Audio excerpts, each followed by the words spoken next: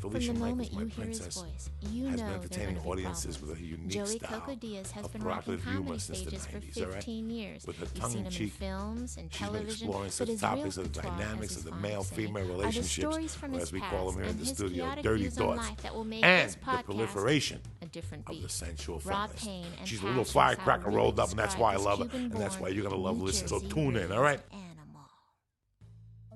Those little moons on the nipples. I'm sorry, can you say that word again? Check Areolas. Do it again. Areolas. I really need to hear the R. Areolas. What? I knew I could get you to say it. What? Areolas? Yes.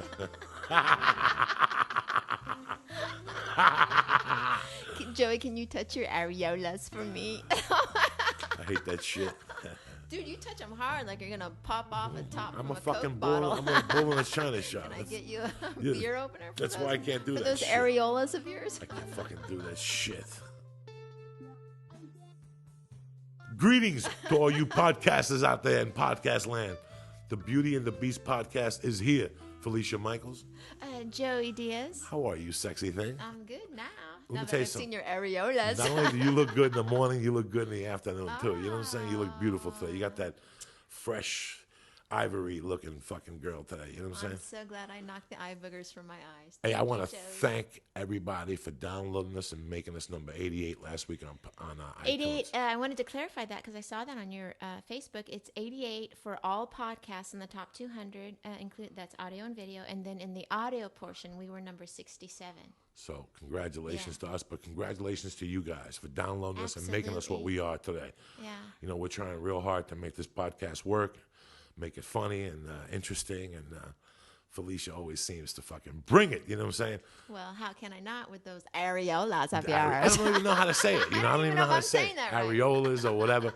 You know, tomorrow is election day across the country. Yes, it is. Correct. And the Yes. weird thing is that since I had felonies, I never really got to vote. Right, you're But, the man who couldn't vote. right, but I also found out that after 10 years with no felony, you could vote. Oh, really? And I get like last week, I got the weirdest call ever. I got a call from the Meg Whitman people. They wanted, you know, on my cell phone. Like, they're Oh like, my hi. God! So if Meg Whitman, Her people- if Meg Whitman was flying naked through the air and her cheeks parted, would you stick your tongue in her ass? No, I would fucking shoot her.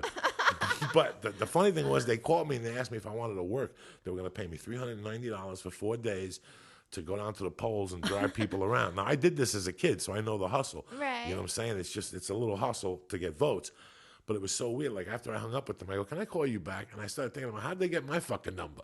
You know, don't they do background checks on people who work at, you know what I'm saying? Right. Not to mention, I get more fucking of those things to be jury duty than anybody I know. Right. Even my wife last. My wife gets like 1 a year. I get like 5 a year. That Like, we is love for funny. you to come down here. You should do jury duty. Do you do With it? my resume? Absolutely. No, they won't. They won't even let me Absolutely. in the courtroom. They'll excuse See, me. that's where they fuck up because they should let ex-cons be on the juries. You know what? Why the fuck not? That's not a bad, because we know what. you I know a know. crime as soon as I hear it. Right. As soon as I read about a crime, I read about it. You know what? I'm like 60 and 40%. Sometimes I'm wrong, but pretty much I can tell you exactly what the fuck went on. You follow me? Yeah. You know, I remember when OJ killed his wife. The next morning, I fucking knew. It didn't take no genius to Right. realize it. You know, and Yeah. then you put it together in your head. And if you've been in a fight, you know how it goes down. Like people are like, he was there for 10 minutes. That thing lasted 10 seconds. That was Right. quick. When you stab somebody, that's quick. You know what I'm saying? And you get in your car and run the fuck away. Well, after all, you're men. But it's just really weird that they send me. I'm not surprised. That they send me this shit. Like, I'm going to actually go down there and be like the good Samaritan. I would do jury duty and do it. You should absolutely do jury duty. That's not a bad idea. But it's Yeah. funny how in California, the big vote is for legalized weed, or 219. Yes. Which is to make weed available to kids up to 18 and stuff. When we were talking about it, it's so weird how I'm the junkie in the room and I'm against the fucking thing. I know. I was surprised to hear that. I'm against it because, you know, look, I grew up in a house where I seen my parents or my mom smoke weed or whatever, and it was probably why I smoked it in the back of my head. And I know people who have gotten high, and then 10 years later, they're like, you know, my kid's doing drugs. And I'm like, what'd you expect? You know, the apple doesn't fall far from the fucking tree, especially if they found papers or something Right. in the back of their mind. And my whole thing is, you got to be 21 to drink. They're making it 18 to be legal. Now, as of 10 years ago, living in California, I wouldn't get a medical marijuana license. I was like, it's bullshit. Right. People don't use this. But I've met a lot of people who really, especially cancer people, who really have legitimate pain, and the fucking weed helps them, helps them get appetite and arthritis and tunnel carpal syndrome, that thing that people get on the lip. It does help. So listen, get a prescription. I have no beef with you getting a prescription. I have a prescription for my anxiety and for my sleep apnea. Right. It's hard for me to fall asleep when I wake up sometimes. I wake up and I take a long piss, I'm up. Yeah. That's it. I could sleep 2 hours. Now I'm sitting there. I'm so like that. Like if my kids, even when they were little babies, came to the bed, I would literally be screaming at them with my eyes closed, "Mommy's trying to sleep." Because if I'm up, and I'll scream, but if my eyes are closed, I can go back to, if I open the eyes once, I'm done. I'm fucking done. So there I am at 1 a.m. with something important at 6 and I can't fall back to sleep. Let me tell you something. You smoke some Bubba Kush, you go back to fucking sleep. You know what I'm saying? You eat a little roast beef sandwich or a cheese sandwich. And I appreciate that angle of the weed. It's the people who really don't need it, who are ruining this. Like me, listen, I got a fucking neck brace in my car. When I go to the weed store, I put the neck brace on just out of respect. You know what I'm saying? I walk with a limp some days. Sometimes I have a neck brace. Sometimes I have an eye patch. You got to make it look good. People can't see anxiety over your head and high strung and being insecure and shit like that. Right. But my whole thing with the weed is, you know what, man? If you live in California and you've seen what it's done already, you go to these weed stores and they're packed and kids with fucking shirts on, all this. It's like right now in this society, how weak that we are. We're going to pump weed into these fucking momos that think Paris Hilton and Khloe Kardashian are queens. By the way, Paris Hilton and Khloe Kardashian are queens, okay? They're just not the right kind of queens. That's true. And I love that. Like Paris kind of gets on my nerves, but the Kardashians. I watch the show from time to time. I watch Keeping Up with the Kardashians from time to time. You got Variety. They talk about their fucking brother. Bruce Jenner in the corner who throws a fit every once in a while. He looks like young Frankenstein with hair. He looks like he got hit in the fucking face with a track thing. Yeah, why not? I disagree with this whole argument, Joey. I do. I know. You don't like the tonight. I just don't want kids. Listen, man, you're listening to a junkie here, and I seen the other angle of it. And it is a gateway drug. Yeah, I know. But why put it in fucking front of them? You know what? Do what I do. Go to fucking, go to the hood and get. Beer is a gateway drug too. Sure, but it's 21 too. Not to mention. By the way, I agree that if it's 18, I didn't know it was that. It's 18. Yeah, man. that part I don't agree. Yeah, with. it's 18, dog. No, it's got to be 21. Not to mention. It's got to be 21. You know what, man? Look, I'm still voting for it. I think fucking drugs are taking over, and you're hearing it from me. Well, I'm against it. I don't mind somebody smoking drugs, but let's wait till they're 21. Let's wait till they're 23. I don't want to get it in their fucking system when they're 16 like I did. That goes into your DNA. You can't get that shit out. Joey, you're saying that if this law passes, that's why young kids are going to do it. The thing is, people they're going to do it anyway. They're going to do it anyway. Just so I don't want to put it in front of them. Let's fucking tax it and get some special ed teachers for the schools to help those kids that are smoking all that weed. You know what I mean? That's what I when I was in high school, my sophomore year, there was a thing of people who built sets. They built sets for the plays. Right. And I don't know what their names are. You get you get like 10 credits, but you did it when you were in school. Oh, and it was just a bunch of heads. Right. Because the guy that was in charge of it was a guy who spent his summers in Hawaii. He always did this thing, the hang loose Chuck Liddell thing. And in high school, you give him $35. The teacher. You give him $35, and a day later he would give you Maui Waui, rolled up in a stick in saran wrap, already sealed, that he would get from the islands. It was cool when I was 16 to tell people, yeah, we get weed from Bob Pullman and all this shit. Now I think about it, I should kill that motherfucker. Yeah, that's not right. I had teachers that fucking sold weed and drugs in school. Yeah. I had a teacher who's my best friend now who did drugs, and I didn't know till after I graduated high school. I graduated on a Sunday, and I found out Monday this guy was doing blow. I told the story, went to his house, and we got him. But I love that guy to death. Hey, there's a teacher when I was growing up in junior high, Mr. Green, the science teacher, married, and he was my 7th grade science teacher, married one of my classmates. Oh, He did it when she was a junior, left his wife and kids and married the classmate. And you know what? He didn't even get in trouble. She was like a cheerleader, married to the science teacher. And you know what? The whole town was proud. It's like, yes, one of ours made it. That's fucking crazy. I know. Teachers are supposed to be so. When you're in school, teachers spend more time with you than your parents do at some point in your life. And they have to be the number one influence in your fucking life.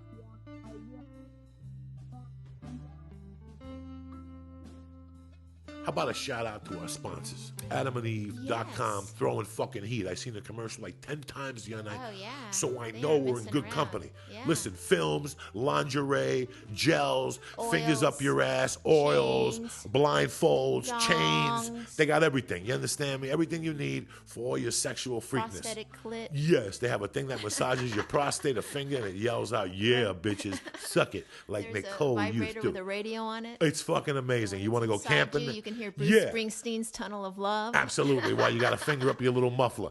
And if you order today, go to the website, order today. You get 50% off anything Yes. on the thing. Not to mention, you get 3 free movies. Again, not those things you get on fucking Hollywood and Wilshire. Yes. And you get a free gift that they're going to send you on the arm. It's something sensual. I'm still waiting for mine. I can't wait because I hope it's all. I'm going to rub it all through you and fucking take pictures of you. And you get free shipping right Free now shipping, today. yeah. But you also have to write Felicia on the bottom on the way out. Felicia. That's right, bitches. And it ends with CIA, so that's good explosive pussy.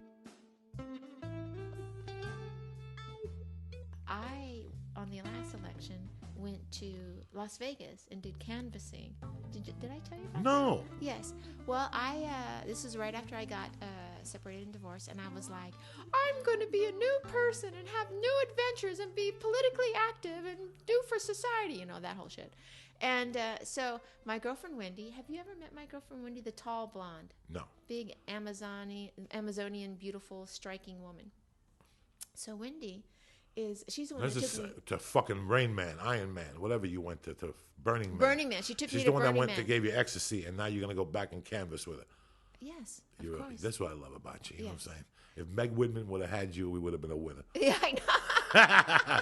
Ecstasy, fuck canvassing. I know. So Wendy is like, I'll go canvassing with you, right? So, I make the fucking 25 million emails to get us on the canvassing team in Las Vegas, right? The day before we go, she's like, my niece is coming, her daughter is coming, and then she calls me up and she's like, yeah, so canvassing, is that like going door to door? And I'm like, yes, of course. I sent you the 25 emails and the confirmation. We're going to go door to door. And she's like, well, I'm really uncomfortable with that. Like, I'm very outgoing. And she is very outgoing. I think I would do better if I, brought my little fold-up table and was outside of Starbucks and could talk to people. And I'm like, look, I fucking did these 25 emails. They are counting on us. We're going to go do what they ask us to do. And she's like hemming and hawing, and I'm all like fucking angry. And then we go and I pick her up, and all the kids are in the car.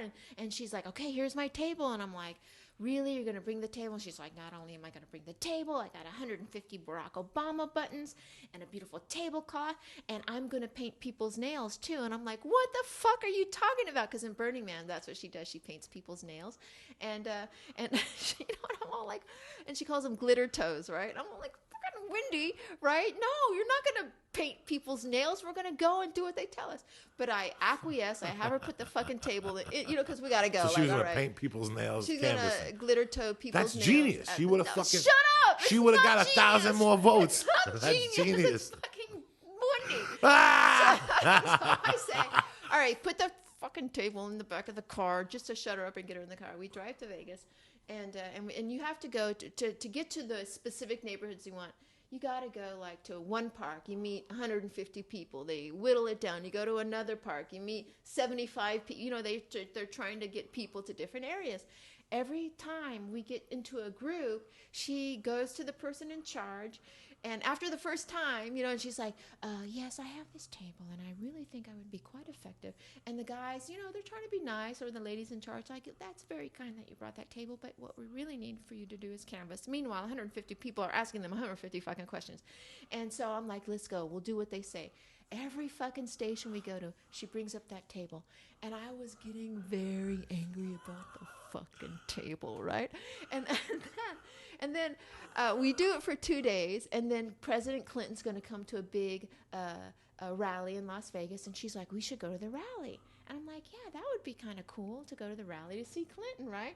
And let me just preface this with this. Wendy is a beautiful, stunning woman. If we go to a party, I'm fucking schlep rock. No one will look at me.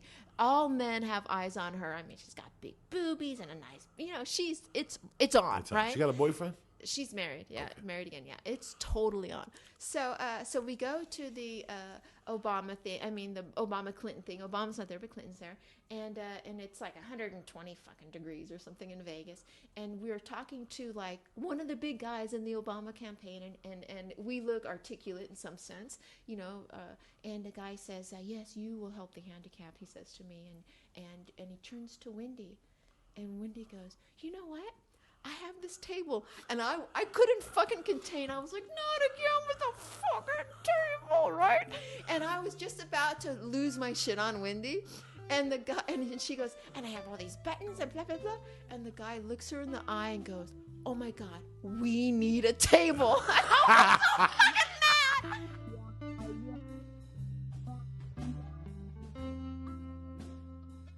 Last week, we were talking about something that I didn't think made the podcast. We were talking about crazy situations we've been into, and you talked about, you were dating 3 gangsters. You dated a Chinese gangster for a while. I dated a Chinese gangster named Jimmy. And then she dated this other Italian guy that had a Rolls Royce. But the one that shocked me was the dude that ran the strip club. He didn't run it. He owned the strip club. He owned the strip clubs, and then you seen him years later on A&E. He was on A&E on City Confidential as the murder victim, the murder mysterious victim. murder victim. So well, last I don't week- think there's a mystery. No, but it was funny because we were talking about this, and on the way out, she just said it like a throwaway line. She goes, "Yeah, I remember sucking his dick one time." And I remember, like, I was shocked the way she said it to me. Like, I was confused. My circuitry almost went dead. Yeah. But then you added another dimension to the blowjob story. And then we were talking about blowjob stories. So today, let's talk about that was a very interesting blowjob. Tell the people about what was going on. Well, Mackie owned the Jet Strip, and I was a stripper there when I was 19 years old.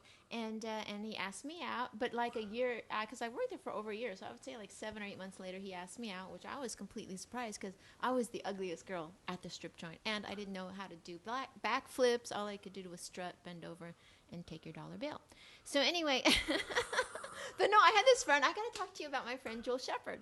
My friend Jewel Shepard, who knew Mac, was an actress, a B-movie actress, and she did like all the hot tub movies. She was like in The Living Dead or something like that, and she just and she wrote books about being a B-movie actress and interviewed all the other B-movie actors. But she was the true professional Jill stripper. Shepard. Somebody asked you to bring her on the show. Right, like right. Jill Shepard. Yeah. Okay. 'Cause I love my Jewel Shepard, but sometimes we get in a big fight. We're in a fight right now. So, but she was one of the strippers, and she was so fucking sexy, and she would do like costumes, like she had on a red cape and little basket of chocolate kisses, and she would come out strutting to Little Red Riding Hood, and the hush fell over the crowd. Right. Like if you were doing a table dance, you turned around in homage to Jewel Shepard. I mean, that's how sexy she was. And she would do table dances, and you made so much more money, as you know, in a strip club on table dances. And table dances, actually, by law, you have to be like 18 inches high, so you would dance on apple carts or apple boxes, because that was the legal thing. And I could never do it because I'm fucking clumsy. Like, I would just fall over. I just had no good depth perception. So my gig is I would just sit at the bar and lie. And so, so Mac owned this place, and he asked me out, and I was like, "Fuck it, why not?" And Jewel was off like filming a movie, so I was like, "Screw it, why not?" And he took me out, and then we went back to his place, and it was like what is that Maxwell Smart, where the doors, there's all these like gated doors, as the character goes in, Right. And it was like that. It was like 3 or 4. Next iron Another door one, opens. the glass, yeah. And like all the guys would always have their hands in their pockets and not looking for change, but their hands on their weapons or whatever. And I gave him, and then we were hanging out, and it was all kind of romantic in a gangsta kind of way. And the guy stood outside the door, and the door was open, and they had their guns, and I was like, wow, this is crazy, but I'm leaving now. I enjoyed it though, but it was a very crazy time. Now, was that the night you gave him a blowjob? That was the night I gave him blood. So that's my weirdest place, I would say. One of my weirdest places I Now, ever when you gave a got up blowjob. from giving him the blowjob, there was a guy outside with a fucking gun. What were you thinking? Thank you. Have a good night. That's what I was thinking. Please walk me And to that's my the only car. time you were with him? That's the only time That was you the were only time, and we were quite friendly after that. And then about 3 months after that, that's when I made enough for comedy to stop stripping. So that's how I got in. So one date, that's it? I thought this was more interesting. I thought you blew him in a couple More different interesting. places. I'm telling you, I blew a gangster with another gangster outside the open door holding a gun. What do you want? I thought he had a gun to your head while you were sucking his dick. That's fucking Well, interesting. look, I'm not a danger person on this podcast. You are, No, okay? no. But it's crazy how. What was the craziest place you sucked a dick at? Beside the lifeguard check. What was the craziest place you, like in a situation where there were people around and you knew it, but you just were in the mood to suck a dick and you said, fuck it, let the pieces fall where they may. All right. Well, I shared that with on the lifeguard station. Right. That was one by the ocean. Once I was having on the ocean in the sand dunes in Florida, I had this really hot boyfriend, and he's probably listening, but he's a really nice guy, and he's Cuban and beautiful. He looked like a Latino Tony Curtis. I mean, I'm not even gonna say his name. He was just gorgeous, and so I went to go visit him in Florida while I was doing gigs. And that's where I met him. That's where I met him in Florida. And then we were having sex in these sand dunes, like at 1 o'clock in the afternoon, and it was kind of private. And then I'm all doing it, right? And this helicopter comes a little closer, and as I'm like, go, hey, what's that over there? And it gets closer, and I'm like, I have my mouth this way and my eye over here, and then it comes really close, and it's a bunch of Air Force guys in a helicopter, like full on jumpsuits and everything, and the sand's whipping, and we're like, oh fuck, and they're all like pointing at us and laughing at us. Fuck yeah, a G.I. Joe style blowjob. I like it. Terrible, and the best memory of my life. And now you have to tell me what's the. Well, I was telling you that one time I was in an American Home, and it's in Idaho. It's part of Dave Tribble's Potato Run, and it was like a Friday night, and it's Friday and Saturday. It's a 2-night run in Idaho, and it's this big base, and it's just Army guys or whatever it is. I don't even know what Air Force. I think it's Air Force. Right. And I'm there, and I do the first show, and I think it's 2 shows on Friday, 2 on Saturday, and then there was a band. So I do the 2 shows the first night, and I'm talking to the girl, and she tells me she's married to one of the guys that runs the fucking base. Right. But after 2 more drinks, she's telling me how she's sick of sucking guys' dicks in uniforms. That she sucked like a bunch of dicks. And I'm like, does your husband know? And she's like, he knows. When you first told me that, Joey, I was like, I understand that. Yeah, she's like, I got sick of sucking dicks that were in uniform. And I'm like, what? And I'm listening to this shit. It was my first real feature run. I didn't know, I didn't really want to blow it. I didn't really listen to her, what she was saying. I was kind of ashamed when she was telling me how she was going to suck my dick and lick my balls and all this. And I'm sitting there going, what the fuck? And she's like, come on, let's go up on the stage. I always wanted to give head on a stage. And I'm like, come on, let's go. So we go up on the stage, and while she's sucking my dick, the band opens the curtain. So there's 2 curtains. Like every one of those places has one thick curtain and then one light curtain. Right. I was in between the thick and the light.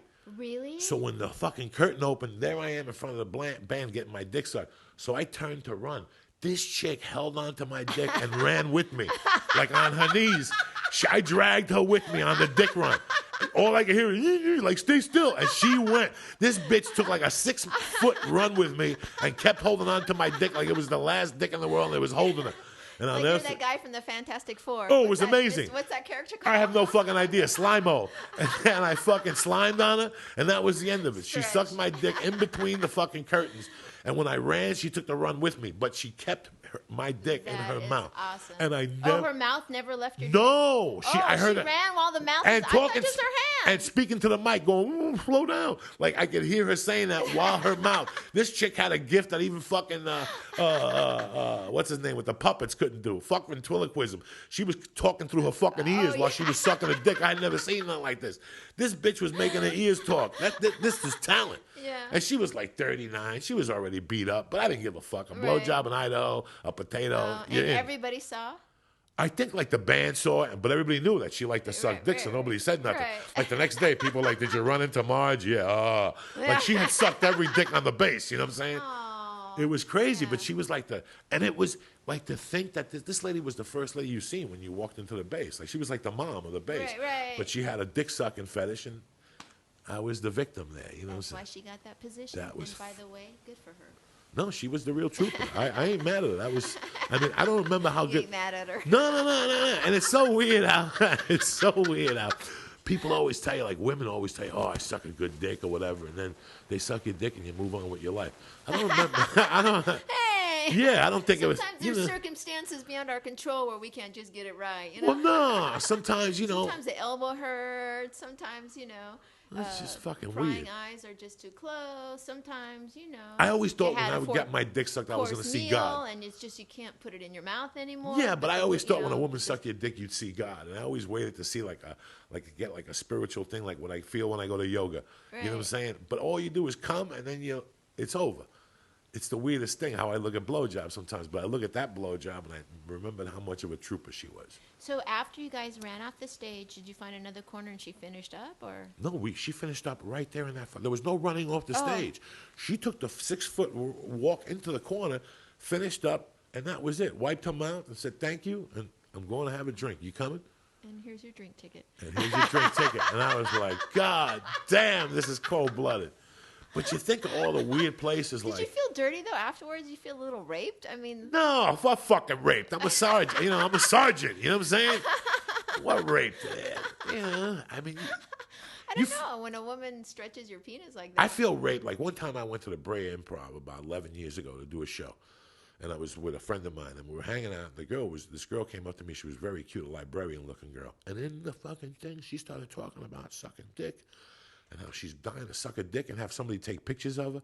It was fucking crazy. So I said, "You really want to take pictures? I'll let you suck my dick." Go to the men's bathroom. When I walked into the bathroom, do you know the girl was completely naked in the girls' bathroom while the show was on? She took off every stitch of clothing. And here's the beauty of it. She had a period, so a little string was dangling like this. This bitch did not care. She was young. She was 21, 22. And I remember I felt bad for her. Like, she sucked my dick, and it was great while it happened. But afterward, I felt bad for her. Like, I felt douchey. Like, you know what I'm saying? She didn't even know what she was getting herself into. no, she knew. No, she sucked this Cuban egg roll. It had to be a bad experience. You know what I'm saying? I mean, Well, it's just... you just have to look at that experience for her. Don't feel bad for her, but that was a learning experience. That for poor her. girl wakes up like me every night and goes, I blew that chubby guy that night. You know what I'm saying? That's why I feel bad for her.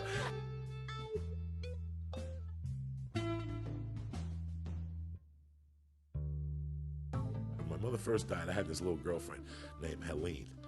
Helene something, I forget. And we used to like hook up and fuck or whatever. And she was okay. She blew me under a table once at a picnic, and I was sat there like mummified. I was young and I didn't know what to do. My mother had just died and I had the house till Thanksgiving. So one night she called, she's like, "I'm so sorry about your mom." I'm like, "What are you sorry about? Come on over.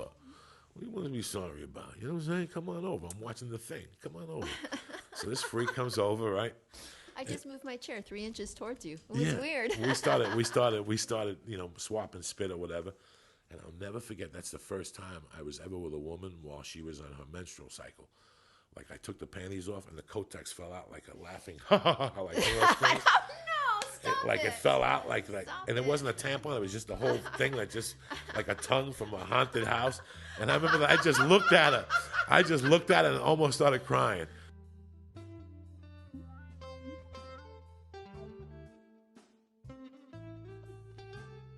It's so weird. We're talking about women outside and how I'm really amazed with women. I've always been amazed with women. Ever since my mom would play cards with women and they would talk about sucking dick and their husbands and shit. I've always been amazed with women. And I look at them and I study them and I love women. I hate women. But I see women like we're talking about a certain friend of mine that hasn't stopped drinking. And she's one of my tightest friends in the world. Very nice lady. And she's very funny. She's inspired me. I mean, years ago I was out of a rut. And it's so weird that she's like 37, she's single. And I always think about what she must feel like, what she goes through every day being single. When you're cute, she's cute. She got nice ass, she got nice titties. Yeah, very pretty girl. And she's just fun to be around. But her drinking would chase anybody away. I mean, there's nights I've been there and she's been fucked up and I've been dying to fuck her years ago. And I was like, "You're too drunk. I can't even tolerate the ear beat you're gonna give me." You know what I'm saying? You know what? That's a hard thing to tolerate when a woman has a drinking problem or is very gregarious when she drinks. That's a hard thing to tolerate. It's a hard thing to tolerate, but it's so weird how I had to call her the other night and tell her like it was over. Like, you have to do this. You have to let go of certain people. You want your life to change. You know what? Some people are going to be upset because your life changed. They're going to say that you changed and that, you're not the same person, but you're just looking for better things. And like I always tell people, and I got this from the Fight Club, if you want to make an omelet, you got to break a few fucking eggs sometimes. Yeah. And some people aren't going to be happy with you, but this life is about you. It's not about what your friends are gonna feel. As long as you're happy, and that's what I try to tell you. And I tried, and I yelled at her. I mean, it was midnight. I was in bed. I'm like, she told me she was going to quit November 1st. This is after 2 weeks of getting weird calls and her asking me what we talked about yesterday. She didn't remember what she was talking. I mean, she's honest with me. It's not like she's hiding anything. But it's so weird. Like, I'm through with it. Like, I called her and said, hey, I don't know what you're thinking, but it's fucking done. And she wrote me an email back yesterday saying, I sent her the Jimmy Serrano. Yeah. And I go, check this gangster out. And I go, this could be you. I love you and all this shit. And she wrote back. She goes, I understood where you came from, and I understood how you stopped doing all that stupidity. You just got to fucking close your door one day and say, I live my life like I'm on probation right now, Felicia. And I've lived like that for 20 years, even though I've gotten in trouble along the way. Probably because you were on probation. Yeah, no. When I was a kid, I had a godfather, and he was on a son-to-son probation. What's that? Son-to-son is you can only be out when the sun's out. Oh, wow. And I've always lived my life by that. He used to say, if you don't have no reason to be out, don't go out at night. He was on a son-to-son probation. If they caught him going to the store at 7 o'clock and the sun was down, he'd get violated. That's what that's called. Really? And I've always lived my life by a son-to-son pro. Even now, I hate going out at night. Like, I hate going on my balcony. I'm scared. Like I was telling you, I got scared going on the train last week. I know. And it's so weird That's so funny to me. Yeah, I learned so much from women. Yeah. Because I look at them, I like to study them, the psychology of women. And you're one of them. You're one of my pets. I love you to death, and just thank you. I give you a lot of props because you've really busted through. As a woman, you've busted through. It's really hard to say a girl and a woman in the same sentence. You're a fucking woman, Felicia. I am now. It is weird how, you think when you're 25 that you're a woman. You know what? You're not really a woman until late 30s. At the very minimum, like now I feel like, I am a woman and I feel very secure. Like I remember this is how fucking crazy I was.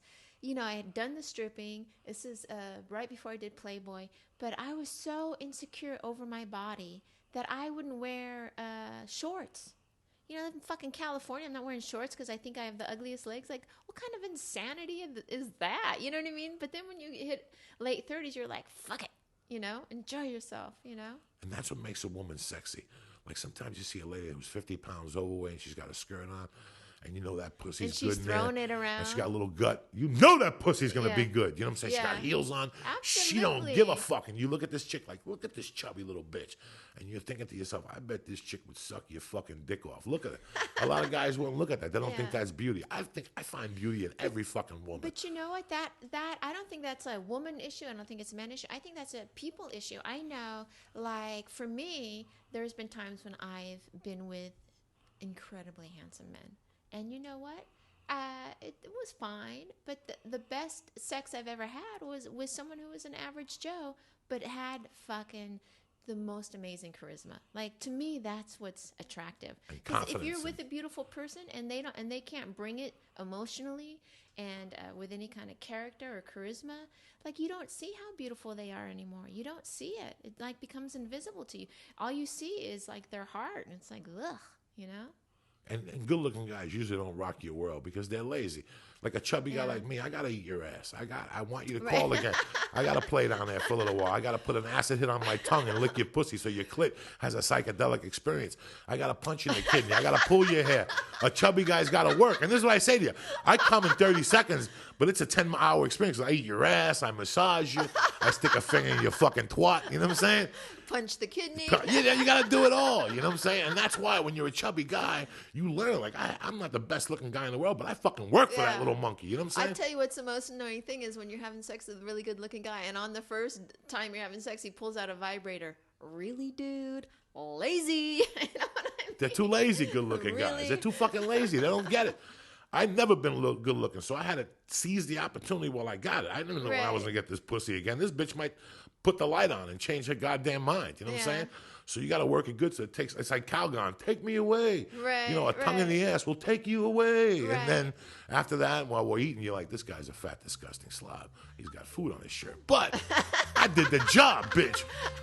The food I got on my shirt is leftovers from your fucking monkey. I got hairs and dead skin. That's no stain from the belly. No, this is Roma Deli, but let's get down to basics here,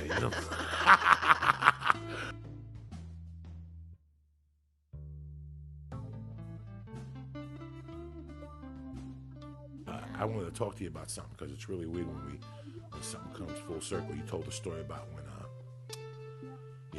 after you and your husband have gotten separated, and you went to the mall a couple weeks ago, and while you were on the third floor, you looked over and you thought about your mom and the pain she had, Right. the divorce. I was very angry. And it came to you, and it's so weird that you also had an enlightenment. Yes, that day. absolutely. And it's so weird to for people to get enlightenment in different ways. I've always been enlightenment. I've always been enlightened. Like today is Marilyn Martinez's third year Oh, of being that's dead. right. We gave her a shout out last week, and it's so weird. Like I always learn from people when they die. They always had a message. Everybody always had a message. It's so weird. We all have a message, even if fucking you don't talk. Right. You have a message, and it's. I wrote a blog this week that was a real pain. It was up to that part, and it's so weird how I blew right through I'm writing a one-man show about, me from 16, and I blew through everything. And the thing that had me the last 10 pages were the hardest was Halloween, 79, and my mother dying, Right. And it's so weird that I went to a party, and I was supposed to hook up with this hot fucking redhead that I still talk to today. I ended up hooking up with her years later, and she had gotten drunk, and I was at this Halloween party. That was the last really good Halloween party I went to. We took acid. It was in an attic, and there was a hole in the floor. I think I was telling you, and people kept falling through the fucking hole. Classic. I mean, I'd never seen anything like that. And the devil fell through, and his horns were bent, and we were all laughing. And then I left the party at like 1, and I left with this other girl who had a big, tough boyfriend. And she was taking me to the other girl to meet her because she was sick or whatever. She goes, I know what she is. And this girl's gorgeous. Her name was Robin, blonde, like Irish with freckles, just gorgeous. And we're walking down Kennedy Boulevard, and her boyfriend pulls over, who's a tough guy. And he goes, what the fuck are you doing with my girlfriend? And I had to tell him what was going on. My name is Coco. And he pushed me around. And then him and her got into an argument. And I knew this kid. This kid was a tough motherfucker. Right. And while they were getting a little handsy with the argument, and I stepped in. Like with my eyes closed, going, this guy's going to kill me. I go, Glenn, what the fuck, bro? We're all here. She's going to take me to this party. If you want to follow me, we weren't doing nothing. I'm your brother. What the fuck? Right. I don't even know you, but I got respect. Ask her. Did I hit on you? She goes, no. And he's like, all right, go to the party and see if she's there. And then if she's not. So I went to the party. She wasn't there, and him and her left. And I walked home. And I called my mom. It was late. And I told her, I would be home a little later. And she goes, call me in an hour. And 3 o'clock came, and I called again. And then she goes, call me if you're not going to come home. Granted, I'm 15, a sophomore. It's 3 in the morning. I mean, this is the rope I had growing up. Right. And You had a lot of rope. I had a lot of You rope. had a lot of And rope. I called her, and she goes, call me in an hour. I had already called her twice, so I stopped calling after 3. I walk in the door like at 6, foot coming down off this acid. And I walk in, and she's up on the couch. And she smacked me in the face, Felicia. I'm a man, Felicia. Yeah. This is why you're a mom. I always tell you that the days in the come. She fucking held off. She hadn't hit me in years since Catholic school when she poured the milk on my head. She fucking held off and hit me, busted my lip. And she goes, go to your fucking room. And as I was walking, she goes, let me tell you something, you motherfucker. She goes, you call me. She goes, you fucking call me, all right? Whenever you say you're going to call me, you stick to your word. And I went to bed, and I was a little upset, but I knew what she was going through at the time. Right. She had lost her man. She was getting sick. We were broke. And the next morning I got up, and there was a steak, and she was telling me, and she was crying, and she told me that she just wanted me to grow up to be a man. She goes, a man is not about being a tough guy or smacking people or fucking women. A man is about having responsibilities, and someday you're going to have a wife. And you better fucking call her. She doesn't care what your fucking pathetic ass is. I mean, she broke it down to me. She goes, you're pathetic, whatever you're, And she's like, women don't fucking care. You think they give a fuck? They just want to know you're okay and that you're coming home. So you better fucking call. And with that, she was crying. And she goes, let me tell you something else. She goes, I tell you these things because I just want you to be a man. That's it. This is what it is being a man. She goes, that's why I've made you vacuum. That's why I've made you do all this shit over the years so you can be independent. Right. So that was Halloween, whatever, November 1st that morning. And the next week it was that school where you have Monday on Wednesday. It's this week in New Jersey. Mm-hmm. This is what I'm telling the story. You have Monday and Wednesday school. It's the New Jersey State Teachers Conference. And you have Monday off. You have Tuesday off and Thursday and Friday off. And that Monday, we were going to party all week. Me and these fucking animals. So I went up that night. It was that first Monday. And she called me. And she goes, what are you going to do? And at this time, I had come out of the hospital. She was cooking for me every night. She felt that she had cut me loose over the years, giving me too much rain. And that's why I had gotten sick. I got paraquat from smoking pot. And she felt that it was the nutrition. So she started cooking again, giving me emulsive of cod every day. I was big on emulsive of cod. And so she's told me that night she didn't feel good. She goes, I'm just going to go to one track. My mom would go to 2 tracks every night. And she goes, tonight I'm just going to go to the late track at the Meadowlands, and I'll be home early. I'm not going to go to Yonkers. So I went out and took a hit of fucking Window Pane acid with Dennis Colangelo, these fucking lunatics, and I hung out with them. And I hooked up with this other girl who had gigantic tits, and I started tripping. And when she took one of the tits out, she took one of her tits out in one of those little gazebos in the backyard, like who we are in her backyard. And I'm making out with her, and I took one of her tits out. It's the first time I had seen a tit that big. Right. I mean, it was huge. You had to use both your hands. Like, Yeah. He's holding the tit now with both of his hands. And when I like, seen the areola, it was gigantic. You know? Say that again. I'm sorry. Areola. One more time and with Areola. feeling. Looking me in the eye. Areola, you sexy bitch. My. And it was gigantic, and I freaked out on the acid, you know. The acid was on fire, so I said, I got to go, you know, because I thought she was going to give me her pussy, and that was not going to happen that night. You know, she was not going to ruin it with her pussy. Right. You know, I can't deal with looking at a pussy when I'm tripping. I'll see 10 pussies, and I can't focus. You know what I'm saying? So before it even got to that, I'm out of here. Right. I kissed her, and she's like, what? No, I got to go. You know, she didn't know I was tripping, so I walked home, and I had to walk through a cemetery that night, because I always cut through the cemetery on the way home, and I walked home. I got home like about 1. Not even, about 12. And I went upstairs, and at this point in my life, I was sleeping with my mom. And I would leave the door a little open, and I left the hallway light off. And then she came home. I heard her in the middle of the night. She would always wake me up. I think I've told the story. She'd always wake me up. Right. Come down, and she'd bring me food or whatever. And I was just tripping. Right. You know, I had fallen asleep from drinking. Yeah. The drunk had overcome the acid, but I was still tripping in my head, you know?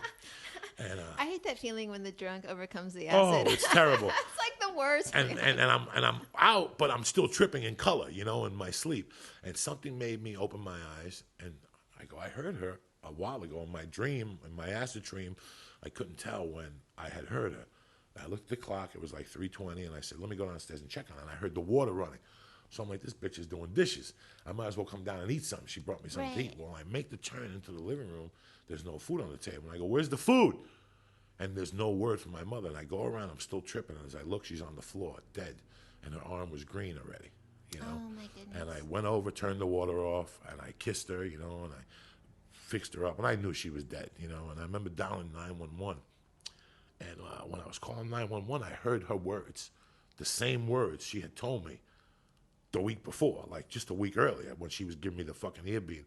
And that all came to me at that time. Like while I was on the phone with 911, I kept thinking about what she was saying, that she wanted me to grow up. She wanted me to go into the service, believe it or not. She wanted me to go into the service, fight for the country, and then come out and be an attorney so I could defend her and a criminal buddy, she told me. And it was just, it was mind-boggling. So I went outside, and I waited for the cops, and then they told me that her time had expired. And right there, like, it just played. It just played and played, Felicia. It played and played. And I remember that the cops came and they took me to lunch. You know, they took me to breakfast, like an early breakfast, Carmine Balzano.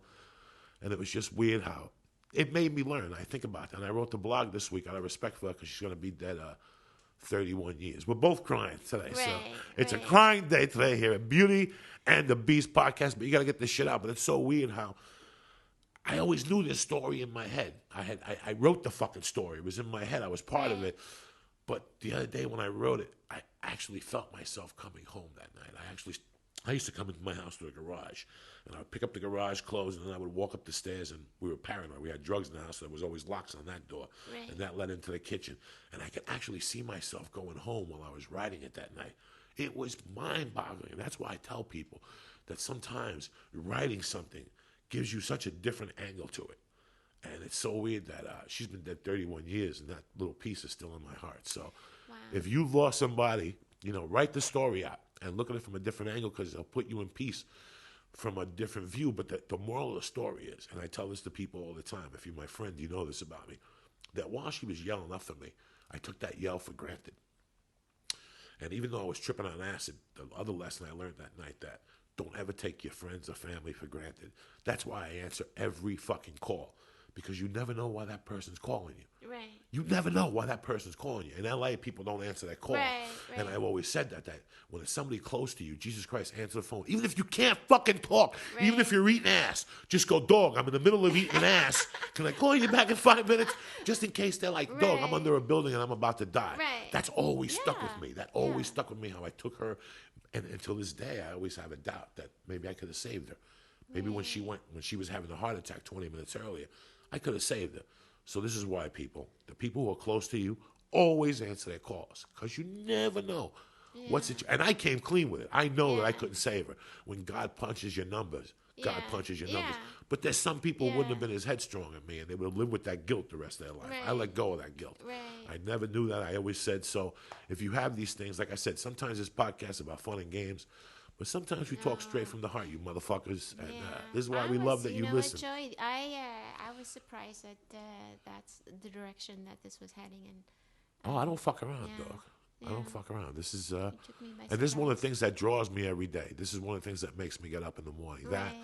and my friends, because I Yeah. learned so much. I don't have any blood beside my uncle, but I Right. call all my old friends Uncle this. That's Right. my father. I call a lot of people, and if you're having problems, like we get a lot of emails from people that we've inspired and stuff like that in different Right. avenues. Today, that's the inspiration, man. Call somebody you love. Right. Let them know what's cracking. I know it's Absolutely. Monday or Tuesday when you'll be listening to this, but just call them and let them know because you know what? Yeah. You'll never know when the fuck. And I remember while she was on the floor laying there, I'm like, God damn, I got away with not telling her I got left back. So, you know what I'm saying? She'll never find out about me taking that 20 out of the fucking bank account. Well, by the way, when you live through an experience like that, and everyone I believe has an experience, in different variations to that. Like when my mother passed away, and my mother became in a wheelchair. She had a stroke when I was 14, and I remember, like, now I can joke about it and say, the hardest part is about the whole thing was that I always had to do the fucking dishes. Oh my God. You know what I mean? Like that's, but it is what it My is. mom used to call me a clavo in Spanish while I was vacuuming. What's that? That means slave, right? She would say, clavo, do the dishes, a clavo, vacuum. And I would throw a shit fit. From the ages of 6 to 12, I would cry and yell, and, don't call me a fucking slave. And then she would calm me down and she'd go, I love you, my little fucking clavo. And I would go, My you mom used to do cocksucker. stuff like that all the time. Like she would always, because my mother was German and she couldn't do housework, and I had to do all the fucking housework, and she would have this recliner, and as I was dusting, and I was like, fuck it, I gotta fucking dust, and she'd be like, and I see a little crust to your right. What the fuck? This fucking bitch. You know what I mean? I know. Yeah. Wow. It's so weird. Death. I've learned a lot from death, and that's why yesterday was a special day for me. It was Dias los Muertos, because I learned a lot from dead people, man, and what they gave me before they left. And now, after all these years, I realize we all have a fucking message, man. Yeah. You don't have to be a celebrity or nothing like that. You don't have to be. These fucking celebrities don't have a fucking message. It's regular people that have a message, that we're out there every day banging it out. And at the end, I just want you to figure out what your fucking message is, and it'll make your life a lot easier. Me, my message is to smoke dope and let it all hang out, bitches. Let the pieces fall where they may. Yeah. If you're walking on ice, you might as well dance. Bring it. It's only you, and you only got one life. And that's the beauty about Beauty and the Beast podcast, Felicia Michaels. Thank you for sharing that. By the way, if you would like to share your story with us, please email us at beautyandthebeastpodcast@gmail.com. We got a really amazing email this week from a gentleman who had a very crazy and sad story about being in a relationship and how he struggled with it, and the other person is faltering. And You wrote him a great email back. 'Cause Oh, I did read you it. read Yeah, that? it was a long, 'cause real. when you email us, You we must have been both see the stoned emails. like a motherfucker. You know what I'm saying? Don't I looked at get that. I'm like, that stoned. fucking email was long. And it hit a because- chord with you. Yeah, It hit a chord with you. And that's the thing. We're yeah. all hitting chords here. The emails we're getting from people, I mean, we Yeah. get tons of fucking emails, whether it's on Facebook, on the Gmail. Yeah. And you know what, guys? I like when you say, yeah, it's fun, it's great. I heard you on the Rogan podcast. But there's some people who fucking email and go, hey, man, you fucking Right. killed me. You hit me. I had problems with drugs, or I was a thief, or I was this. No matter what the fuck you are. Right. That's what this podcast was Right. about. Was about people with a fucking niche. People with a stripe. What do they call it? A scarlet letter.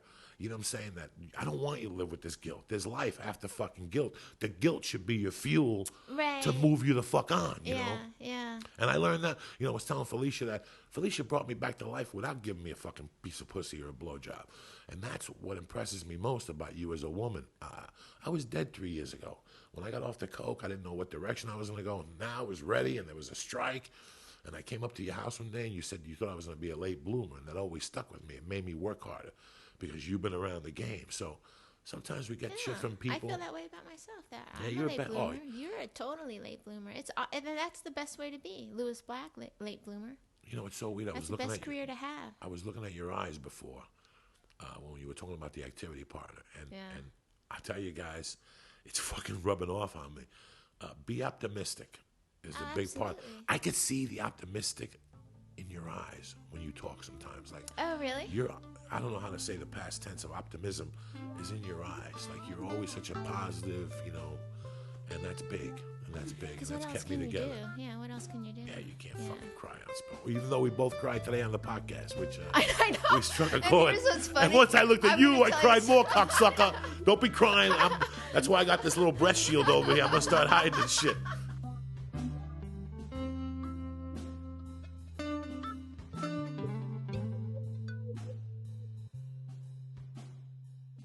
Pretty soon we're gonna shoot an upstream just to show you guys what we do. But when I'm here sometimes, I want you guys to know this, and it bothers the shit out of me. Sometimes Felicia always goes, well, the people listen to the show because of you. You're the fucking Captain Kirk of this enterprise. You calm it down. You're the Bob Cousy of the motherfucking offense. And without you, I couldn't do this. I've been listening to a lot of podcasts the last couple of weeks, and I've been listening to guys who do podcasts on their own. And I'm like, how fucking unfortunate are they that they don't have Felicia Michaels to... You're very sweet. Man. Well, I know when we get a lot of emails, they're usually heartfelt stories or very kind words or turn the volume up, bitch. Turn it up. I know. I thought it was Leonard Skinner fucking emailing me the other day. Turn it up, motherfucker. We're gonna turn it up, guys. I am a jackhammer and Oh, jackhammer operator in Sweden, and I can't hear the podcast when I'm working. Well, because you're on a fucking jackhammer. You know what I mean? But so I'm trying to figure it out because Joe, you have a very low voice, and I have a little bit of a higher voice. It's not as high as it used to be, thank God. So it's a little bit hard to adjust, and I'm figuring it out. So Well, I'm happy. I'll tell you, I know you guys got a lot of choices with the podcast. Again, this week we're in the top 100 on the top 200 or 100 on 200, iTunes, and it's all thanks to last you guys. week we were the number 67 or on something. audio podcast. And we love you guys because you make this enjoyable to do. Yeah, I mean, you really do. absolutely.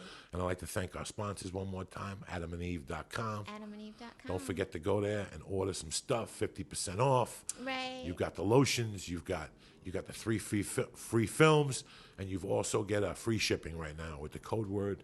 Felicia. Say it again for me. Felicia. Look me in the eye, you dirty I'll animal. look you in your eye and your Cuban egg roll.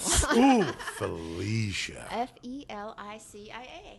Felicia, thank you again this week Oh, for taking the thank you. time. You Thank know I you. love you. And for all you guys for listening, you're some bad motherfuckers, and for letting us tell our fucking shitty stories and shit like that. Where can we send emails to us? You can send emails to beautyandthebeastpodcast@gmail.com. And before we go, I just want to mention we are having a Christmas party in Hollywood for Beauty and the Beast, and we're going to be doing one for my room in Brea.